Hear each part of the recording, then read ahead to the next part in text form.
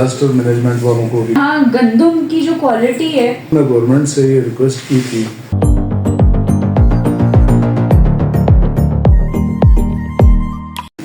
السلام علیکم گلگت بلتستان، کیسے ہیں آپ لوگ؟ ٹھیک ہے، میں ہوں آپ کی ہوسٹ غزل. آج اسپیشل شو ہے آپ کے لیے. کچھ بات کریں گے آپ کے کھانے پینے کے حوالے سے، اور جہاں کھانے کی بات ہوتی ہے تو میں آپ کی ملاقات کراتی ہوں حاجی غلام رسول صاحب سے، director food department Gilgit division ہیں. باقی ان سے جانتے ہیں کہ یہاں گلگت میں رہنے والوں کے کھانے پینے کے کیا مسائل ہیں اور ان کو یہ کس طرح حل کر رہے ہیں. السلام علیکم. وعلیکم السلام. غلام صاحب کیسے ہیں؟ اللہ کا شکر، آپ ٹھیک ہیں؟ الحمدللہ. بہت شکریہ ہمیں ٹائم دینے کے لیے. مجھے یہ بتائیں کہ کیا ایشوز فیس کرنے پڑ رہے ہیں آپ کو گلگت ڈویژن میں اپنی؟ اللہ کا شکر ہے کہ جو ایشوز تھے کافی مشکل قسم کے ایشوز تھے، وہ ابھی ایشو ان کے اوپر ہم نے قابو پا لیا ہوا. ایک تو یہ تھا کہ یہاں رجسٹریشن عوام کی جو ہے کنزیومرز کا ڈاٹا ہمارے پاس نہیں تھا، جس کی وجہ سے ہمیں یہ سبسیڈائز جو آٹا یا گندم ہم عوام کو دے رہے ہیں، اس کے ایشو میں یا اس کو ڈیلیور کرنے میں ہمیں کچھ پریشانیاں آ جاتی تھیں. کوئی طاقتور آدمی ہو تو وہ کچھ زیادہ حصہ لیتا تھا اور غریب آدمی کو اس کا پورا حق نہیں ملتا تھا. تو کنزیومر ڈیٹا کی کلیکشن پہ کیا کیا پھر؟ کنزیومر ڈاٹا کی کلیکشن کے لیے ہم نے پہلے بھی کئی مرتبہ اس پہ ہم نے کوشش کی کہ ہم کنزیومر ڈاٹا کو کلیکٹ کر لیں، مگر اس میں ہم ناکام ہوئے، کیونکہ اس میں ہمارے پاس ٹیبلٹس اور اس کے لیے جو ضروری آلات ہونے چاہیے تھے یا جو مین پاور ہونی چاہیے تھی وہ نہیں تھی. تو اس دفعہ سی ایس صاحب نے اس میں بڑا اچھا انیشیٹو لیا. انہوں نے سختی سے ہدایت کی اور بی آئی ایس پی سے ہم نے ٹیبلٹس منگوا لیے، جو انہوں نے رجسٹریشن پاکستان لیول پہ انہوں نے جو بینظیر انکم سپورٹ اس سے ہم نے مدد لے لی، ٹیبلٹس لے لیے.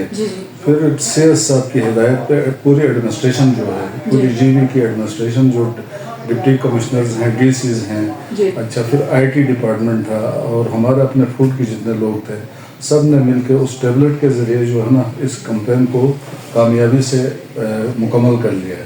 کرنے کے بعد پھر ہم نے ان کے حساب سے راشن جو ہمیں مل رہا تھا وہ ہم عوام تک دے رہے تھے. مین وائل سی ایس صاحب نے یہ کہا کہ ہو سکتا ہے اس میں کئی فیک انٹریز ہوئی ہوں، ایک کے بجائے 2 لکھا ہو، 2 کے بجائے 4 لکھے ہو. تو اس کو نادرہ کے وہ ریفر کیا گیا. یہ جتنی بھی ہماری جو ڈاٹا جمع ہوا تھا وہاں سے اس کی ویریفیکیشن ہو کے کچھ جو ہے نا انٹریز انویلڈ قرار دی گئی. پھر وہ جو کچھ انٹریز تھی غالباً وہ 1,18,000 جو ہمارے ڈویژن میں، ہمارے جو ریجن ہے اس میں کوئی 1,18,000 تو اس کا پھر ہمیں سے سمجھے کہا کہ 31 مارچ تک کا آپ کو 31 مئی تک کا آپ اس کی دوبارہ کریکشن کروا لیں. وہ چونکہ فیک تو نہیں تھی، وہ انویلڈ تھی، اس میں کہیں کوئی فگر کی غلطی، نام کی غلطی کی وجہ سے، تو وہ تو آ کے ٹھیک ہو رہی ہیں. کریکشن اس کی ابھی باقاعدہ ان پروگرس ہے. اور پھر جو جون کا کوٹا ہے وہ اس انٹریز کی دوبارہ کریکشن ہونے کے بعد ہم نے پھر عوام کو وہی آٹا اور وہی گندم کی سپلائی دینی شروع کی. یہ جو گندم کی سپلائی ہے یہ پنجاب سے آ رہی ہے؟ گندم کی چونکہ ہم ڈائریکٹ خود پرچیز نہیں کرتے ہیں، یہ پہلے سے ایک سسٹم چل رہا ہے. ہم پاسکو سے گندم لے لیتے ہیں. پاسکو فیڈرل فائنانس ڈویژن جو ہے وہ ہمیں منتھلی گندم کی ریلیز دیتی ہے، اور وہ ریلیز ہم پاسکو سے، وہ پاسکو کو کہتے ہیں کہ ان کو جی بی کو اتنی گندم ریلیز کرتے ہیں. تو وہ گندم ہمیں ریلیز کرتے ہیں مختلف سینٹروں سے پنجاب کے.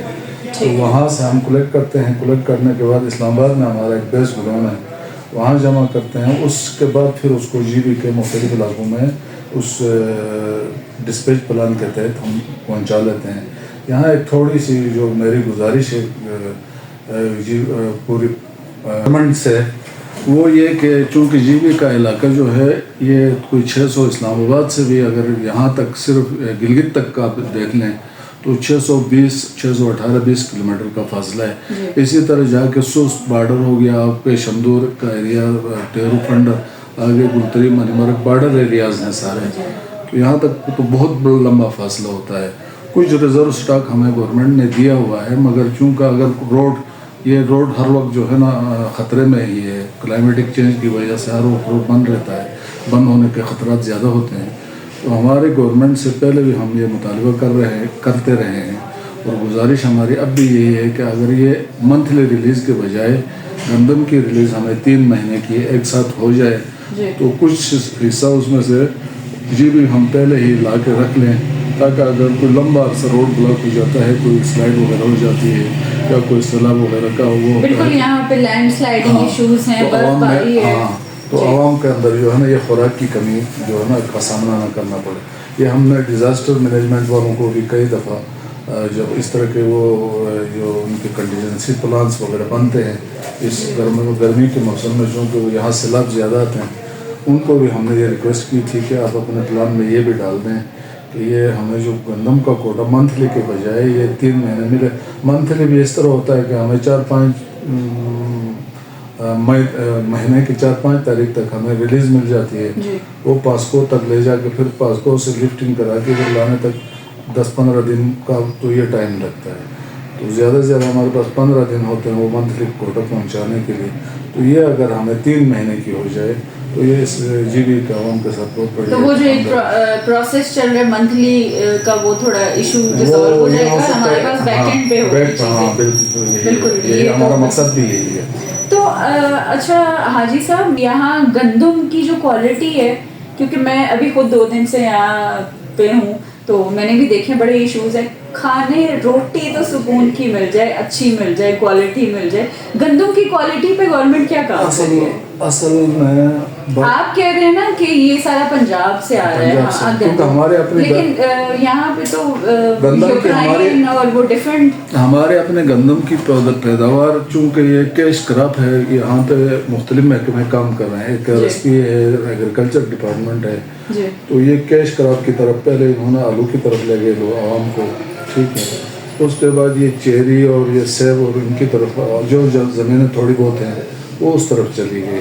تو ہم ہولی ڈپینڈنٹ ہیں پاسکو سے، جو ہم سے سبسیڈائز گندم ملتی ہے۔ اس سبسیڈائز گندم میں پچھلے کچھ سالوں سے یہ ہے کہ یوکرائن سے کچھ گندم امپورٹ ہو کے آتی ہے، ٹھیک ہے، وہ یوکرائن کی گندم یہاں جب آتی ہے تو اس کا جو کلر ہے وہ کوئی براؤن ٹائپ ہے، یا اس سے جو آٹا بنتا ہے کھانے میں بھی تو وہ کھانے میں لذیذ نہیں ہے۔ ہاں، تو لوگ ہمارے والے لوگ اس کو پسند نہیں کرتے ہیں۔ تو ہماری کوشش یہ ہوتی ہے کہ ہم کوالٹی بہتر سے بہتر بنا لیں، مگر چونکہ وہ یوکرائن کی گندم سے ہم سفید کوالٹی یا اس طرح کی چیزیں نہیں کر سکتے ہیں۔ تو ہم نے گورنمنٹ سے یہ ریکویسٹ کی تھی، اور جی بی گورنمنٹ نے بھی یہ ریکویسٹ کی تھی کہ ہمیں کوئی 75% پاکستانی گندم دے دیں، اور اس میں 25% چلو ہم یوکرائن بھی اٹھا لیں گے، تو ہم اس کو مکس کر کے جب کوئی آٹا بنا لیں گے تو عوام کے لیے بھی اچھی ہوگی، صحت کے لیے بھی۔ تو باقی یہ ہے کہ چونکہ یہ یوکرائن سے بھی جو آٹا بنتا ہے اس کی لیبارٹری ٹیسٹ ہم کرا چکے ہیں، یہ کوئی صحت کے لیے نقصان دہ نہیں ہے، صرف اس کا کلر اور ذائقہ تھوڑا سا وہ لوگ پسند نہیں کرتے ہیں۔ تو اس میں کوشش ہماری یہ ہے کہ اور گورنمنٹ سے بھی ہماری یہ گزارش ہے کہ اگر یہ جو پاسکو والے یا جو فیڈرل فائنانس والے ہیں یا جو نیشنل فوڈ سیکیورٹی کا جو محکمہ ہے پاکستان کا، یہ جی بی کے عوام چونکہ یہ گندم ہی پیس کے، ایک تو یہاں کچھ ملے ہیں ان میں تو چلو کچھ صفائی ستھرائی دھلائی وغیرہ ہوتی ہے، سائڈوں پہ جا کے جو دیہاتی علاقے ہیں وہاں پہ تو چکیوں کے ذریعے ہی پیستے ہیں، تو چکیوں میں تو دھلائی وغیرہ کا نظام نہیں ہوتا ہے۔ تو یہ ہماری گزارش اور ریکویسٹ یہی ہے کہ ہمیں 100% اگر پاکستانی گندم مل جائے تو اس کا آٹا بھی بہتر بنے گا اور عوام کے لیے صحت افزا بھی ہوگا، اور لوگ بھی خوشی سے اس کو استعمال کریں گے۔ اس کے علاوہ جو گلگت کے لوگ ہیں ان کی صحت کا خیال رکھنے کے لیے آپ کیا کر رہے ہیں؟ ان کی صحت کا تو ہم تو کہ آٹا اور گندم ہی 2 ہی چیزیں دے رہے ہیں۔ تو پہلے تو ہمارے پاس لیبارٹری یہاں نہیں تھی، تو ہم اس کو نیچے پشاور یا اسلام آباد وغیرہ کہیں لیبارٹری میں چیک کرواتے تھے۔ اب ہیلتھ ڈپارٹمنٹ کے ماتحت یہاں ایک لیبارٹری کھل چکی ہے، تو یہ فوڈ کے جتنے بھی آئٹمس، اب تو ہمارا ایک فوڈ ایکٹ آیا ہوا، اللہ کا لاکھ لاکھ شکر یہ ہے کہ فوڈ ڈپارٹمنٹ کو ایک اور کام مل گیا ہے کہ اس کو یہ جو فوڈ ایکٹ آنے کے بعد بازار کے اندر جتنے بھی اشیاء ہیں، فوڈ آئٹمس ہیں، یہ بھی فوڈ کے محکمے کو اس کی نگرانی کرنی ہے۔ تو ہم ادھر سے سیمپلنگ کرتے ہیں، اٹھاتے ہیں، پھر فوڈ ٹیسٹنگ لیبارٹریز کو بھیجتے ہیں، وہاں سے جو چیز مضر صحت کہلاتی ہے उस चीज़ को हम फिर उन्हीं पे पाबंदी लगाते हैं कि ये चीज़ आप नहीं लाएंगे, आप अपने दुकान में ऐसी कौन सी चीजें अब तक आपको फेस करनी पड़ी है जिन पे पाबंदी लगाई गई है? कुछ चीज़ें ऐसी हैं कि वो हमारे पास आई थी, तो कुछ नमक हो गए, कुछ घी वगैरह, ऑयल वगैरह ना, तो ये कुछ इस तरह की चीज़ें आई थी, उनके हमने उनके ऊपर पाबंदी लगाई है। जिस तरह ये है कोई डालडा, मदियन, पता नहीं इस तरह की कुछ, और ये वॉलवट, पता नहीं इस तरह की कोई ऑयल वगैरह, ये जो चीज़ें वॉलनट ऑयल, इन चीज़ों की जो हमारी जो रिपोर्ट मिलती है तो हम उनको कहते हैं कि ये चीज़ें आप बाज़ार में ना रखें। तो क्या ये बाजार में बंद भी हो जाती है? बंद भी हो जाती है, हाँ, ना होने की सूरत में, क्योंकि अभी ये तो डिस्ट्रिक्ट एडमिनिस्ट्रेशन के साथ हमारा लिएज़ान है, तो हमारी टीमें बनी हुई हैं फूड डिपार्टमेंट के इंस्पेक्टर्स, और ये जो उसके डिस्ट्रिक्ट एडमिनिस्ट्रेशन ऐसे ऑफिस से जो उनके इंस्पेक्टर्स या उनके जो लीवीज वगैरह होते हैं कि पुलिस वाले को भी साथ लगा के बाकायदा तौर पर इनकी सैम्पलिंग की जाती है।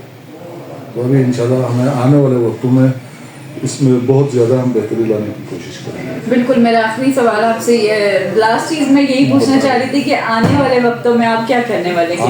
आने वाले वक्तों में हम चूँकि फूड एक्ट आ जाए तो हमारे पास कुछ अख्तियारात भी आने वाले हैं, इसके अख्तियारात भी हैं, तो उससे यह होगा कि अभी चूँकि हमारे पास फूड एक्ट आ गए, रूल्स अभी बने नहीं हैं, तो हम एडमिनिस्ट्रेशन का सहारा ले रहे हैं।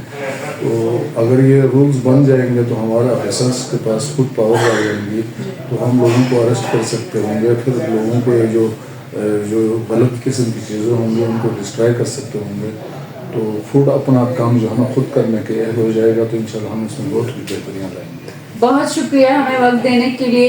ये थे हाजी गुलाम रसूल साहब। इनसे मुलाकात कराने का मकसद ये था कि आपके सामने कुछ ऐसी चीज़ें लेके आ सकूं जो हमारी हेल्थ से रिलेटेड हैं। अभी लास्ट आपने मेरा एक शो देखा होगा जिसमें मैंने कुर्बानी की ईद के हवाले से जो स्लॉटर हाउस इशूज़ हैं उनके हवाले से भी बात की थी।